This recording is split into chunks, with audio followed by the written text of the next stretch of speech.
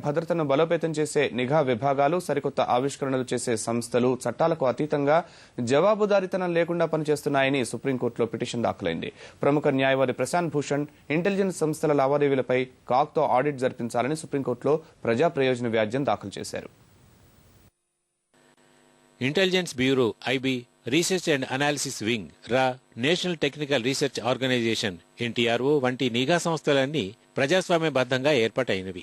ఇవి చట్టాలకు అతీతంగా వ్యవహరిస్తూ ఎలాంటి జవాబుదారీతనం లేకుండా పనిచేస్తున్నాయని ఆరోపిస్తూ ప్రముఖ న్యాయవాది ప్రశాంత్ భూషణ్ అత్యున్నత న్యాయస్థానాన్ని ఆశ్రయించారు. ఇప్పటి వరకు ఈ సంస్థలేవి కాగ్ పర్యవేక్షణలో లేవని, వాటి లావాదేవీలపై కాగ్తో ఆడిట్ జరిపించాలని కోరారు. కాగ్ చట్టం సెక్షన్ 14 ప్రకారం భారత ప్రభుత్వం చేస్తున్న ఖర్చులన్నీ భారత రాజ్యాంగం ప్రకారం ప్రజల కోసం, ప్రజల పరిపాలనార్థం ప్రతి రూపాయికి లెక్క ఉండాలని ఇచ్చిన హక్కు. ప్రస్తుతం ఈ సంస్థల పనితీరు భారత రాజ్యాంగాన్ని, సార్వభౌమాధికారాన్ని కించపరిచే విధంగా ఉంది. ఈ వ్యవహారంపై ప్రశాంత్ భూషణ్ ఆధ్వర్యంలో నడుస్తున్న centre for public interest litigation సుప్రీంకోర్టులో ప్రజా ప్రయోజన వ్యాజ్యం దాఖలు చేసింది.